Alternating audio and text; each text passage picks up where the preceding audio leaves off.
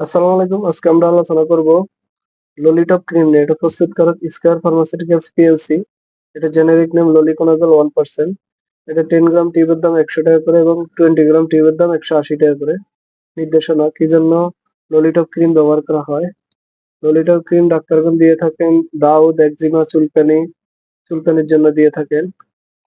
এছাড়াও ললিটপ cream tinea pedis, tinea ক্যুরিজ এবং tinea কর্পোরিসের ট্রাইকোপাইটন, রুম্বান এবং এপিডার্মাপাইটন ক্লোকোসাম দ্বারা সৃষ্ট টপিক্যাল চিকিৎসার জন্য দেওয়া হয়। ফার্মাকোলজি ললিকোনাজল হচ্ছে একটি টপিক্যাল অ্যান্টিফাঙ্গাল এজেন্ট। এটি একটি বিশ্বতনালীর বর্ণালীর অ্যান্টিফাঙ্গাল এজেন্ট। এটি ল্যানিস্টেরল ডেমিথাইলেজ এনজাইম বন্ধের মাধ্যমে ফাঙ্গাল সেল মেমব্রেনের একটি গুরুত্বপূর্ণ উপাদান আরগেস্টেরল সিনথেটিক বন্ধ করে দেয়।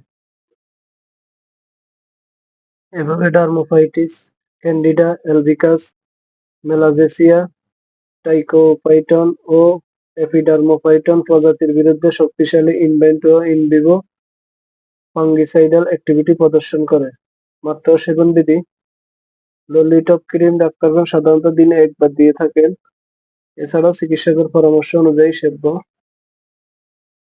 পার্শ্বপ্রতিক্রিয়া সাধারণত ত্বকের কন্টাক্ট ডার্মাটাইটিস ও সেলুলাইটিস হতে পারে। ক্লিনিক্যাল ট্রায়ালে অ্যাপ্লিকেশন সাইট রিঅ্যাকশন 1% এর কম লক্ষণীয়।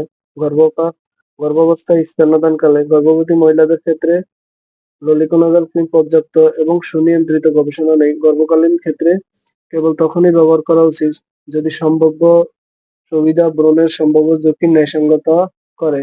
ললিকোনাজল মাতৃদুগ্ধে নিঃসৃত হয় কিনা তা জানা যায়নি। যেহেতু অনেক ওষুধ মাতৃদুগ্ধে নিঃসৃত হয়, তাই বুকের দুধ পান করানো মায়েদের ক্ষেত্রে অবশ্যই চিকিৎসকের পরামর্শ নিয়েই ব্যবহার করতে হবে।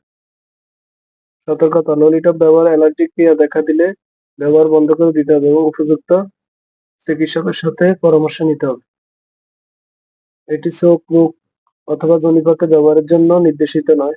থেরাপিউটিক্যাল ক্লাস মিসসেলেনিয়াস টপিক্যাল এজেন্ট সংরক্ষণ 30 ডিগ্রি তাপমাত্রার নিচে, আলো থেকে দূরে, শুষ্ক স্থানে রাখুন, শিশুদের নাগালের বাইরে রাখুন। এছাড়াও যে কোনো মেডিসিন ব্যবহারের পূর্বে অবশ্যই ডাক্তারের পরামর্শ নিয়ে ব্যবহার করবেন। নিজে নিজে ভিডিও দেখে কোনো ওষুধ ব্যবহার করবেন না। ধন্যবাদ।